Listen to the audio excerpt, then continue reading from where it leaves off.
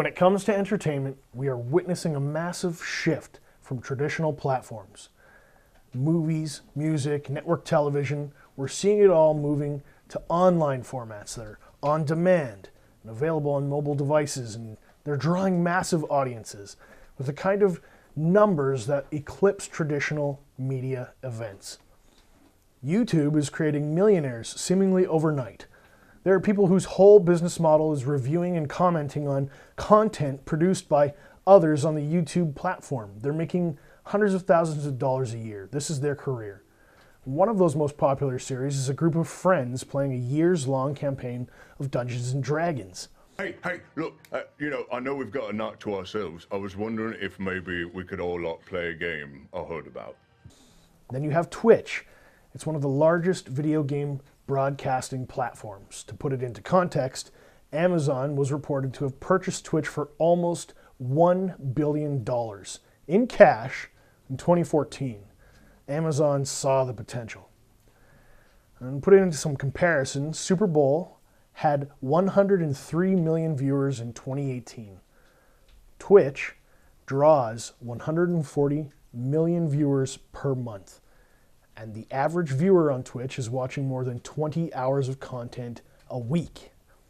To help us understand this digital revolution and Saskatchewan's role in it, I've got Shaye Ruecker with me, and he's going to answer a few of our questions. He's the owner of Marsh Digital, a local marketing agency, and he sits on the board of Saskatchewan Interactive, which works with local content creators in Saskatchewan. Shaye, welcome to the show. Hey, thanks for having me, man. How's it going? Good, great. Before we get too deep into talking about Twitch and video games, which I'm super excited to talk about, we've got a beer from a brewery called Townsite Brewing. They're located in Powell River, British Columbia, and I had the really good fortune of getting to spend some time with them at the Rebellion Tap Room. They came in and they had been touring the Saskatchewan craft beer scene, and they were just so full of this positive energy, and they're saying Saskatchewan had this really great craft beer scene, and they were excited to taste all our beers. And I was telling them how much I love stouts, and they said, we'll ship you a couple bottles. So this is it. We're drinking Perfect Storm. It's an oatmeal stout. Can't wait. Cheers. Cheers, man. What do you think? I was expecting it to be way more bitter, but it's got like a full body, almost sweetness to it that you don't really get out of a lot of stouts, especially, people can't see this right now, but it's very dark. Very dark. Yeah, you can't. There's no light when you hold it up to the light. There's no light coming through it. And when I see something like that, I'm usually expecting to kind of, again, get that bitter taste to it, right? But this is really good. Stouts are my very absolute favorite beer. Amongst all styles, stouts are my favorite, hands down. And I'm digging this one. Mm-hmm. Yeah, I'm usually not so much I dig most flavors of beer, obviously, but or styles rather. But this one, I really like that first hit. I felt like I got a good, just full mouthful of a bunch of different flavors that it hit me all at once, and then that sweetness really permeated and went through after. I would say the front end is really roasty, really toasty, malty, and it finishes with like a dark chocolate cocoa kind of character, which is where you can get that sweetness, but it plays nice with the roasty, toasty. Yeah, obviously your taste buds are a little more refined than mine are, so I'm just sitting here confused, and enjoying it is the biggest deal. This is really good. It's fantastic. It's going to be perfect for winter. I think if anyone's going into the fall and winter seasons, they're going to want to pick up some of this. Yeah, this is the kind of, I get that warming, kind of buzz almost, just from that initial flavor profile. And it smells really good. Yes. And again, I was expecting a very bitter. It reminds me of oatmeal cookies in a big way. Chocolate oatmeal cookies. Yeah. And I'm not so much tasting the chocolate, but that's my less than expert.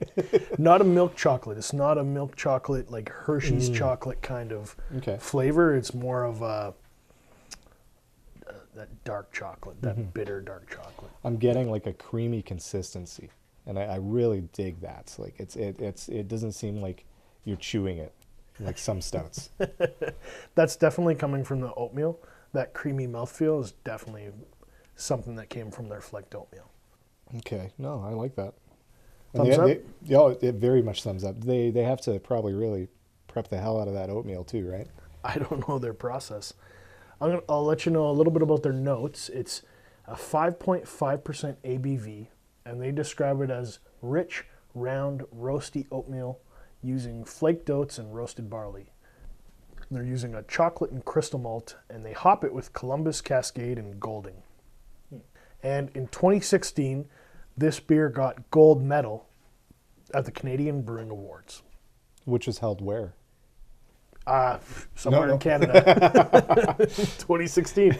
So it's a gold medal beer, and I'm happy to be drinking it. Yeah, no, this is awesome. They don't even have the gold medal on there. They're not bragging about that. They really should be. Doesn't say anything on there, gold medal winner. Very Canadian, very humble. I guess so, yeah. Tell me about what's happening with digital media today. It's really weird because there's a lot more cord cutting going on, and what that means is that less and less people are purchasing cable or subscribing to things where they're feeling like they're not getting their dollar value. So the big swing really came with Netflix and YouTube. So Netflix has a philosophy where it's not about the pricing, it's about the delivery, right? So, when Netflix went up in price, I think it's $5 a month now, more than it was, I said, hell yeah, I'm fine with that. You guys have given me so much value. And the other side of it too is the YouTube, where instead of being shown what people think you want to see, and I'm in marketing, so I know exactly what this is like. People always try to go, what do people want to see? Let's target that. Let's activate that. It's a peer-reviewed and based on what people want to see is exactly where YouTube is coming from. So any of these successful YouTubers, they are there because people want to see that content. And the ones who have succeeded past their prime or past their 15 minutes are people who identify the changing culture and exactly how to capitalize on that. What's going on with Twitch? Now, it's a little bit newer than YouTube. It's a different kind of experience than, say, Netflix or general content. It's about video games. Well, it's not necessarily all about video games. It is the #1 live streaming website, and it actually started as an offshoot of Justin TV, which was basically just any kind of live streaming situation. And there was less about gaming on there. So that's where iJustine got her start. And she's really the only person that has, succeeded far beyond her Justin TV roots. It just kind of gravitated towards gaming because there was a large subset of people who started streaming games on there or started streaming on other services. Justin TV took that opportunity and they identified the massive success that this could have been, and had just put everything all into that. And what caused the success as a whole was streamers from all the other platforms identified this as the prime platform and started championing it itself. It was easier to use than the other platforms back in the day. I seem to remember it had better services and tools.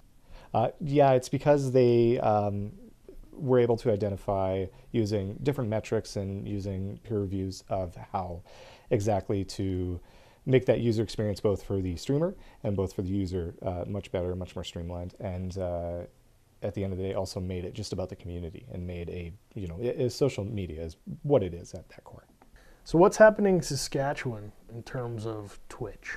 Well, the interesting thing about Twitch is that it is a global market. So I do know a lot of Saskatchewan streamers, both large and small, and they really don't have to brand themselves as a Saskatchewan streamer because they are worldwide. So the most popular, most famous Twitch streamer right now from Saskatchewan is Alinity. This video is about the whole drama that's been going on with PewDiePie and she's from Saskatoon. She has about 2,000 concurrent viewers, more or less. She had a recent beef with PewDiePie, who, one of the biggest members of YouTube, and that more or less gave her a little bit of a bounce in terms of how many people were watching her, but she has still remained very successful. And she was featured on CBC, she was on CTV, she was getting national coverage for this dispute with PewDiePie. Yes, yeah. And he is one of the biggest names, if not the biggest, is he not? Yeah, well, he had at one point the most subscribers on YouTube, and that's since taken a back seat. So he does it primarily on his own. And he has more or less taken, just kind of a backseat. He has never been a guy to go, yeah, I'm going to make my brand into something massive. It's always just been him and a couple of friends helping him out. And he started off actually doing gaming content. 7 years ago, I made a promise that if I hit 100,000 subscribers, I was going to strip on camera. And now he usually just does reaction videos where he, looks at videos. And this is actually the video that got him in trouble. And in that whole beef was him reacting to a video with her in it. He was commenting on her. No, what it was he was doing, and he isn't really the most socially conscious person, right? So he had eye tracking software, and he was watching videos of these Twitch streamers who were wearing revealing clothing, and he was trying as hard as he could not to look at the revealing clothing. Eye tracking challenge? Yeah. So and this is the kind of content that he makes, right? So he wasn't trying to do anything of social commentary, and he called them very disparaging term, which is a thought, which is basically calling her a slut in some way, right? Trying to shame her. I forget exactly what the exact terminology was, but it wasn't just her, it was him just kind of referring to all the women in the video as a whole. And the beef started when she paused the video and she said, "I'm going to copy strike him," which is a big contention right now in the YouTube community. So there are a lot of people who are falsely getting copy striked and demonetized. It's this big thing that's happening with YouTube right now, which is copy striking is basically saying you can't make money off the thing you're doing. So it's hurting people's paychecks at the end of the day. Yeah, but it's a really weird situation in this regard because what she said was, let's copy strike him, which basically says you have my content in your video or copyrighted content. So I'm going to ding you, and then as soon as you get 3 dings, that video actually gets removed or demonetized altogether. It's changing, week to week, month to month with everything that's happening. But she came out after with all this backlash that was happening and said that she actually belongs to a service that instead of copy striking, what it does is it actually gets a share of the video's revenue. So she belongs to a service that she can flag these videos and then get a fraction of whatever ad revenue that's in there. So it would actually be against her best interest if it got demonetized.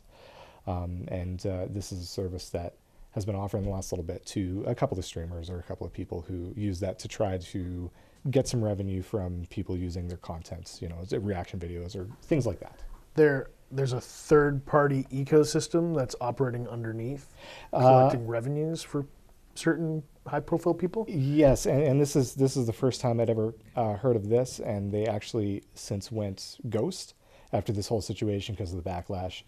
But it's a very interesting way of kind of looking at how to monetize when people are using your own content. Let's say there's some shades of gray when it comes to figuring out copyright on the internet. Yes, and especially on YouTube, because YouTube in itself is its own platform, so it gets to dictate the rules. And Google, which is the parent company, has always tried to be altruistic whenever it comes up to situations like this. And they also identify that the creators are the number one reason why people are on the website, is to watch, the people that they like. But in the last little bit with the whole adpocalypse is what it's called, where a lot of streams are getting demonetized because they're not advertiser friendly anymore. And these are things that streamers are becoming much more concerned about. Streamers and YouTube creators. So it's no longer the Wild West. Advertisers are getting to say, hey, we don't want our ads appearing on this controversial content. Well, I would say that's generalizing advertisers, because as someone who posts ads for clients myself, quite often that's not really something that I worry about. But PewDiePie was actually at the center of a very, very controversial situation, and this was what basically started the apocalypse. Can we back it up a bit? And Sure. Can you give me like the Coles Note version of that? So he, are you aware of Fiverr, where you can pay someone up to, or $5 or whatever they want for a specific service? And he created a video that says, I can get people to do ridiculous things on Fiverr. So he found someone in his area who would basically do anything. And he had, and I don't know the exact terms on there, but he had them hold up signs on a busy highway saying anti-Semitic terms or verbiage. There's a big thing, unfortunately, in the community of using racism as a meme.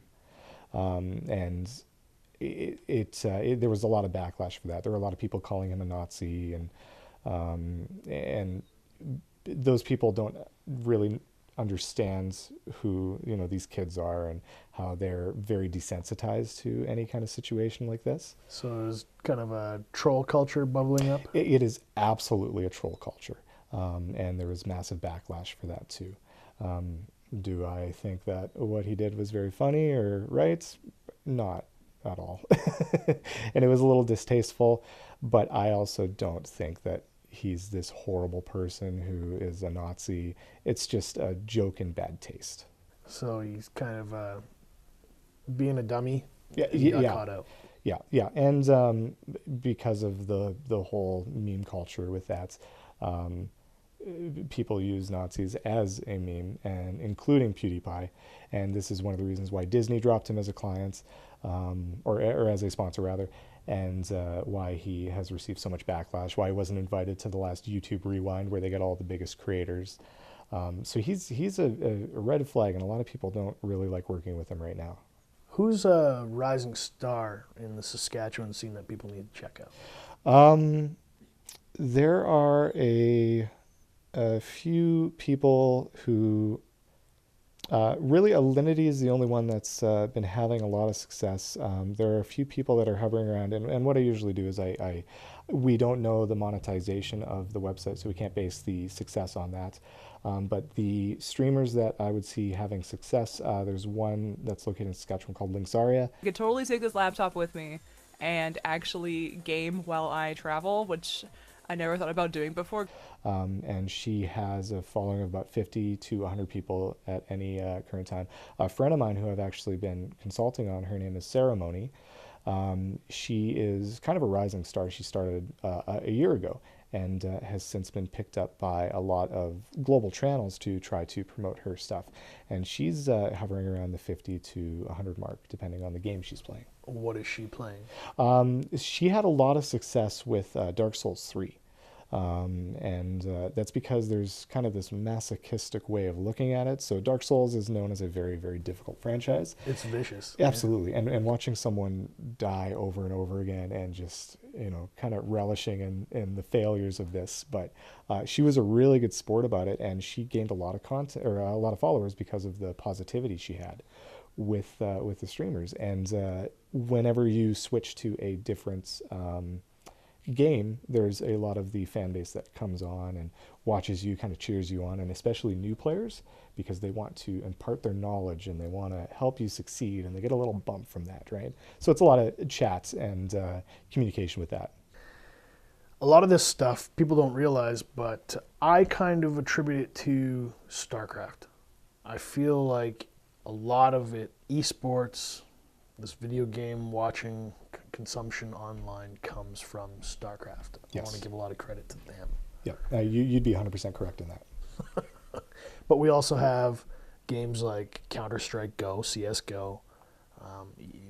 Before that, Doom, I think, was kind of like the ancient granddaddy of esports. I think to a lesser extent Doom, but more its successor, Quake. Because Quake was the one that actually spawned QuakeCon, which was centralized around a giant LAN, which is just a bunch of nerds in a big giant room with a bunch of computers, and that's where they started the first tournaments of this really quick-based arena shooter. Doom had a multiplayer, but there wasn't a huge community around that. It was, you logging in, and it was more of a single player. We all played Doom. We all downloaded the demo and played through the first act.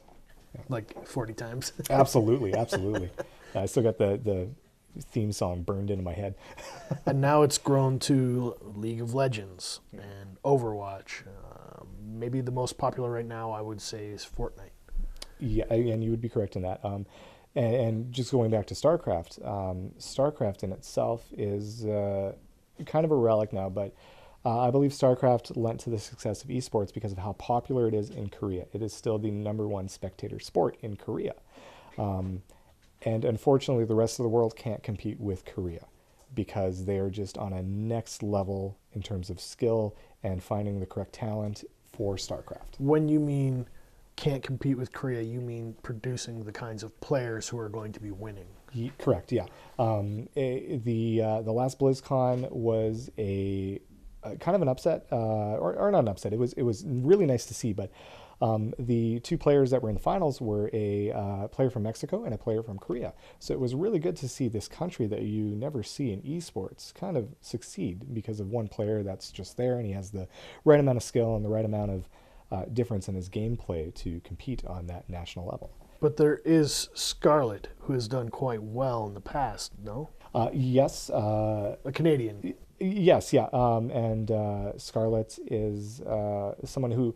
what happens is people age out really quickly in esports, including Scarlet. I haven't really kept up on what she's been up to, but it is really easy to age out of, especially StarCraft. You get very slow once the maximum, and this is less and less so now, but the maximum age you could really be before you would retire in StarCraft would be 25. What's driving that? Carpal tunnel syndrome? No, not carpal tunnel. It's just reaction times because when you're dealing with this game and competing with the people in Korea, you are looking for just the best of the best and the digital agility. So in terms of your hands, as well as the mental capacity to just hone in. Plus, these guys practice 60, 80 hours a week. They eat, breathe, and sleep StarCraft, and that is a lifestyle that's unsustainable as you get older, and you don't want to do that anyway. So a lot of these guys, they'll find sponsorships, they'll find success, and these guys are, in Korea especially, are stellar celebrities, and they will be on panel shows, and they'll be hosts of other shows, and they become pop culture icons in themselves. They'll have their faces on Doritos chip bags and clothing lines and music videos. Absolutely, yeah, and that's where most of the money comes from in terms of that is the sponsorships and promotions. But there was actually a reality show that we were watching recently called The Genius, which is a Korean reality show. Very great show. I'd recommend anyone even just check it out because it's a really fresh take on the reality show format. But they actually brought in people with large IQs or people who are successful in their fields and considered high intellect, including actually there were a couple of StarCraft players in one of the seasons, and just because they are very easy to market to the Korean population. And what was the conclusion of the show? They actually did amazing, and that's because of the amount of mental acuity they had, as well as a game theory in a way. But they actually did really well, and I can't tell off the top of my head where they landed, but I believe they were in the bottom bracket the one of the finishing brackets. But this whole kind of culture is still very underground in the West, in North America. Well, with the advent of StarCraft 2, it was actually extremely popular. But in the last few years, it's fallen out of favor, and real-time strategy games like StarCraft in general have gone the wayside. And it was the initial bump in watching streams and watching tournaments, and there was Barcraft where people would go and watch these streams. But that's less and less so. And I think I'm more referring to esports. Yeah. I feel like esports are still fairly underground. If you walk to the average person on the street, they wouldn't know what you meant. Correct, yeah. A lot of people are extremely interested in it, and especially since my company's been working a lot with Twitch, they want to know, and they're like, really, oh, these guys are making all this money, or they're just playing video games. I don't get that. And once I kind of sit down and explain a lot of the facets that go into that, they have a better understanding of it. But it is underground in terms of people don't really understand it, but I think everyone kind of knows about it now, and most of them think it's absolutely ridiculous. But how ridiculous is it? These guys are getting paid, in some cases, 6 figures a year, sometimes more. If they're winning, they're making up to $1 million. You see these young guys, young men and women, they're making careers out of it. Yeah, absolutely. But people, and it might be a little bit of jealousy or not understanding because they think that there's not skill level that goes into this, or it's just people playing games. But it is very similar when you look at the metrics of what goes into the sponsorships and the practice, and how much time, blood, sweat, and tears these players put in to get to that competitive level. And once you kind of showcase that, they still might not understand the game, but they understand that these people have actually put the work into. And by they, I mean people who are questioning what it is. And there's still people who think it's ridiculous, and they always will. And it's much the same with people who go, why the hell is poker on TSN all the time? I don't want to watch poker, I want to watch sports. What's the future for digital? I mean, you said you're working with Twitch. What's going on there? We've been doing some consulting with specific companies because of our knowledge of the video game industry, marketing as a whole, and Twitch. And there's so many verticals and opportunities in terms of advertising and sponsorships that these companies are like, well, how do we tap into this? But it still is the Wild West. And when I talk to streamers versus companies, the streamers are self-employed and they are wary of a lot of sponsorships, but they do want to make money. So what I've been doing a lot recently is I've actually just been talking to the streamers and saying, well, what are your concerns and what can we do as advertisers and marketers to alleviate those concerns, protect your privacy, and still get you a good deal in terms of a sponsorship? What does that mean? Give me an example. Sure. So I've spoken to a lot of streamers. Mainly women have this concern about privacy, making sure that people don't know exactly where they're from. So a lot of local sponsorships are kind of out of the window there. So you're looking at larger brands. You're looking at brands that they can benefit from on a macro level because they benefit. Most of the time they'll benefit whenever someone uses their promo code or goes from a link that they have on their stream. But they've been burned a couple of times, and there's a lot of skeezy companies out there that are taking advantage of these kids who are just trying to put food in their mouth and make a career out of this. What do you mean?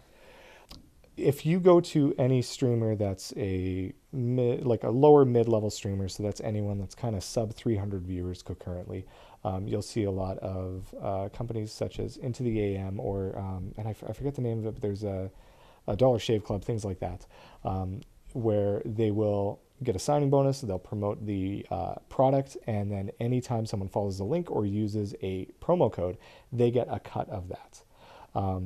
So it's not so much paying for an advertising spot on their channel, so much as it is kind of a partnership that goes into that.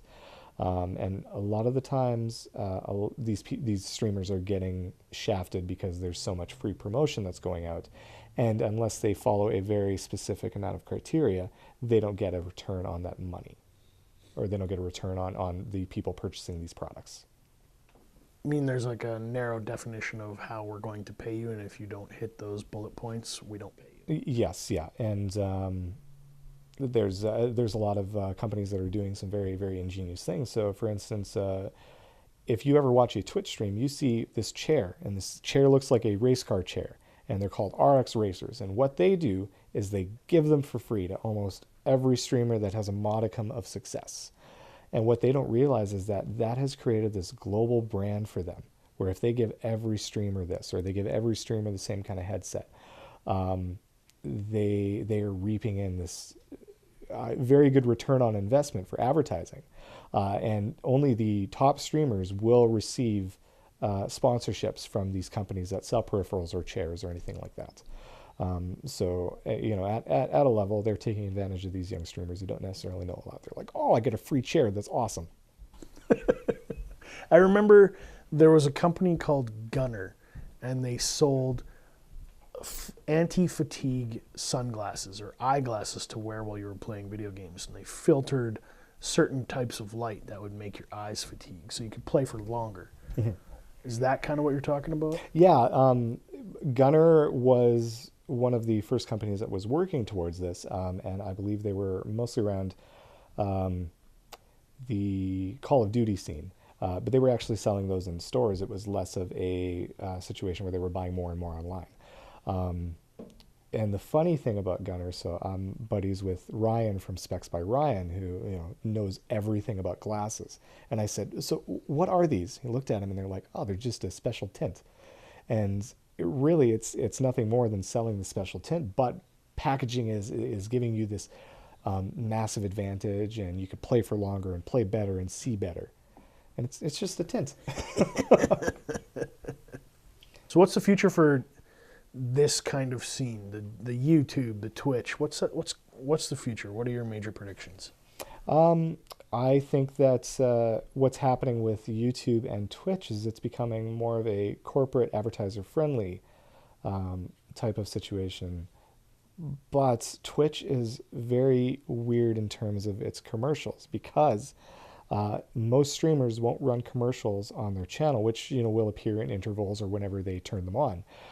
Because if I'm watching a commercial, then I'm bored and I'm going to leave your channel. And they rely mostly on sources from Patreon or direct donations from PayPal or subscriptions. So they want to keep their audience engaged. And they're seeing themselves even get demonetized and not having a good cut of that advertising revenue. That's the future? Well, the future that Amazon is trying to do is they have right now where if you purchase Amazon Prime, where you get rewards good pricing on things, and you get free shipping on whatever the rate is, but you can actually use that with Twitch as well. And currently, if you have Amazon Prime, you don't see any advertisements. It's much the same as purchasing YouTube Red, which isn't available in Canada, but when you purchase that subscription, you don't see any advertising, but the person you're watching still gets the rewards from that. But starting next month, Amazon Prime and Twitch Prime no longer hide advertisements from you, because they've noticed that they've lost a large fraction of the advertising revenue. And advertisers, myself included, aren't looking at Amazon as being a viable option to deliver, video ads or commercials or anything like that. YouTube's still the king of that, and much the same Facebook as well. If somebody wants to get into the business of streaming, whether it's YouTube or playing video games and casting onto Twitch, what advice do you have for them? Don't. It's a very, very cutthroat business, and it's very difficult to get, successful. And if you are successful, most of the time that success will wane. It's fleeting. It's very fleeting. There are a few people who work really hard at it and don't get anywhere, and there are people who just have that little push of luck. One of the biggest success stories on Twitch in terms of like grinding and getting really just into that is there's a New Zealander by the name of Quinn69. Well, I started it. I used to have a job in meter reading, and it wasn't really working out for me. Kind of got attacked by dogs a few times. The pay was I crashed the car. I literally crashed the car. And he streamed every day for a year. He didn't skip a single day. And he was a Diablo streamer, which was popular at the time, but he kind of became the go-to. And because of that, he was always there. He was always on the top, and he gained followers at a very steady pace. Once he switched from Diablo to now he plays World of Warcraft, he's now one of the top World of Warcraft streamers whenever he's on. And that was because this guy worked so hard, but he also has the personality, he has the chops to be engaging with his audience, and he created this community around him. So he's a bit of a broadcast personality. He knows how to talk to his viewers. He can interact with them in real time. He's got a sense of humor, I assume? Absolutely, yeah. And those are the people who have success. So there's two kinds of people who really have success, and there's the community-minded people. And then on the other side of it is there are the world-class, top competitive players. And it just depends on the game that you're going to be playing. So when you get a game like League of Legends or Fortnite, the ones that are always at the top of the page is people always want to watch this skill level, and they want to watch these players play at a different level that they'll never be able to get to. When you look at other games besides the top competitive games, those are the streamers who are community minded, they're entertaining, they've got a great personality, and they're fun to be around and just hang out with. Well, thank you for giving us a little bit of insight into what's happening with online. Sure. And thanks for coming in. Yeah, thanks, man. I appreciate this. This is a lot of fun. Rebels, thanks for tuning in this week. If you want to find the latest news about Rebellion Brewing, be sure to check us out on Facebook, Instagram, and Untapped. And thank you for joining the Rebellion.